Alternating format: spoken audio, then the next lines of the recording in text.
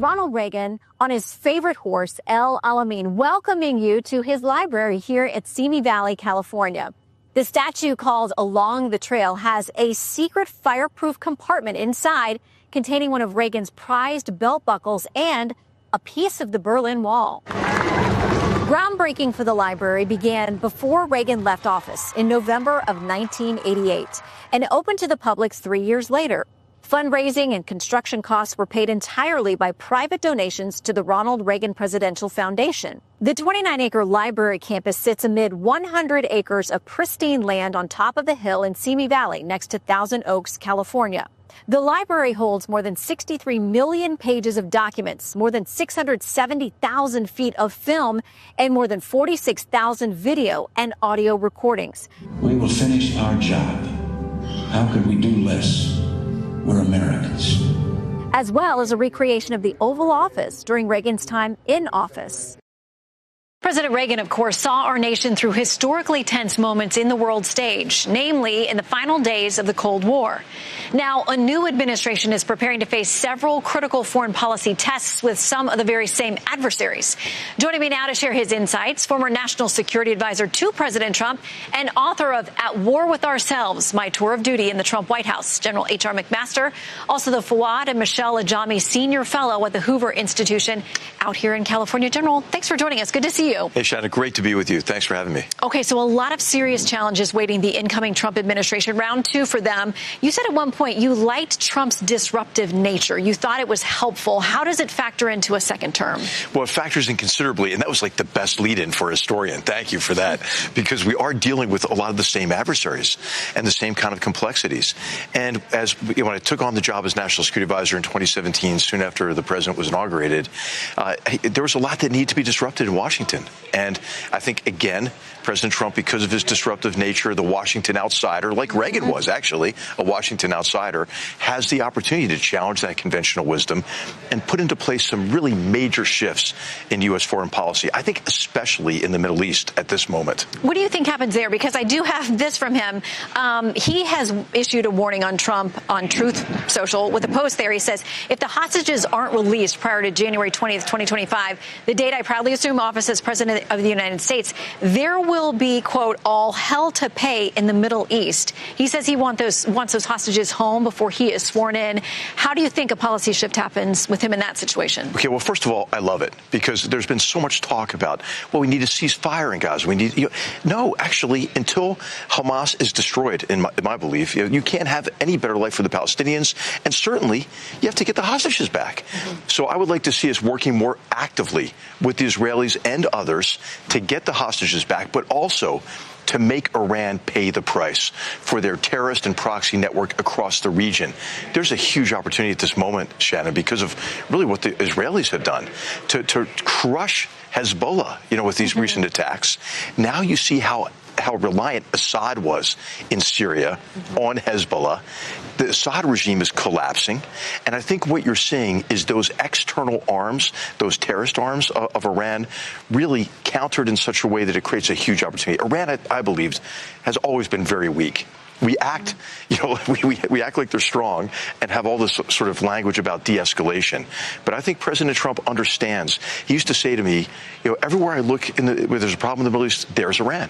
And he's right about that. So when you talk about opportunity, and he uses these words, all hell to pay, what are the practical things you think that he could or would do to handle that situation and differently than this administration has? Well, I think some things are absolutely going to happen right away, which is really to tighten the grip on the Iranians from a financial perspective, from an interdiction of, their ghost fleet and so forth.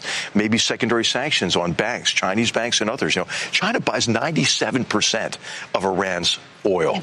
So they're feeding Iran's ATM so they can continue these proxy wars against us, their Arab neighbors, and Israel, and employ this strategy of really expending every Arab life to accomplish their aims of kicking us out of the Middle East and destroying Israel and killing all the Jews.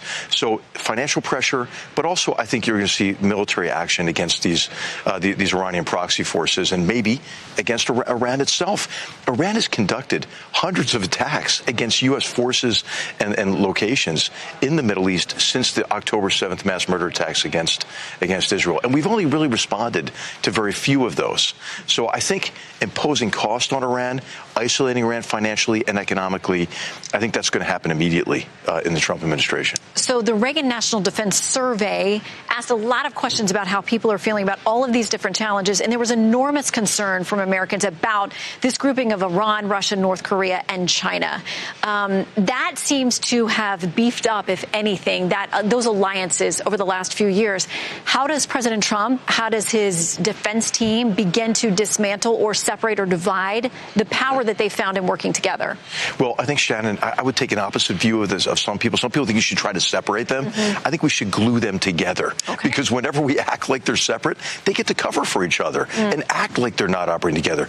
It's kind of crazy when you think about it. The first major land war in Europe since World War II, and North Koreans are joining the Russians in their onslaught against the Ukrainian people. Now there's a Yemeni battalion going to Ukraine. You have the Shahed drones from the Iranians, millions of artillery rounds, I think 6 to 8 million artillery rounds from North Korea transferred to the Russians. What do they get in return? I believe they're getting assistance for their missile program, probably their nuclear programs for Iran and North Korea. So this axis of aggressors, I think, has to be dealt with together. And this is why I think President Trump will come to the conclusion that it's important to support Ukraine in this fight, this defensive war, not just because, for Ukraine, which is important in and of itself, but because it's connected to these cascading crises in the Middle East and looming crisis in the Indo-Pacific, where China has become much more aggressive. Okay, so there's a lot to unpack there because there are so many different fronts that we're talking about. So let's talk about Ukraine. Reuters says this, just summing up what we've heard from President Trump. He's repeatedly pledged during his election campaign to end the nearly 3-year-old conflict within 24 hours of his January 20th inauguration, if not before them, but has yet to say how. I know that you were critical of sort of the quick fix in Afghanistan and how that fell apart. Absolutely. Are you worried about how this is potentially going to come together? Do you think that President Trump has a plan for something that is long-standing, enduring with respect to that conflict and getting it done?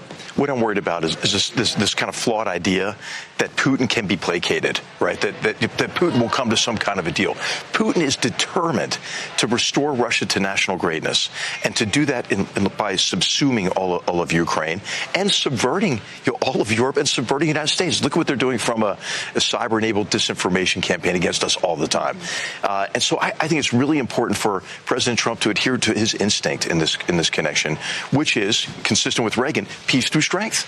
And so Putin, I will not come to an acceptable settlement, I don't believe, until he believes that he's losing. And so I would say step A, provide the kind of support that Ukraine's always needed. I think President Trump should criticize the Biden administration's approach of just meting out this assistance little by little. Tanks, no tanks. Missiles, no missiles. Can you use the missiles or can you not use the missiles?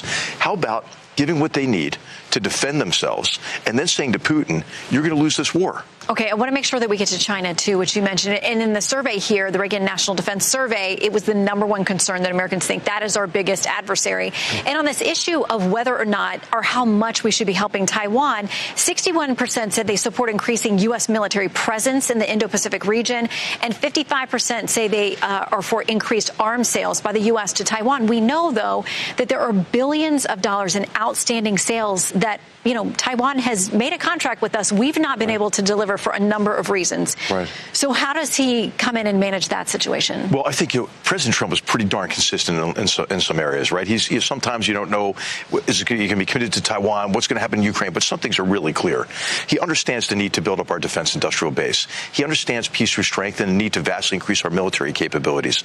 I think on Taiwan, that will be very attractive to him, that Taiwan wants to take responsibility for their own defense. I mean, I think it's $22 billion of backlogged arms purchases from the United States. I mean, that's good for the United States. That's American jobs. But hey, also, it's a heck of a lot cheaper to prevent a war than to have to fight one. So I think now's the time to portray strength.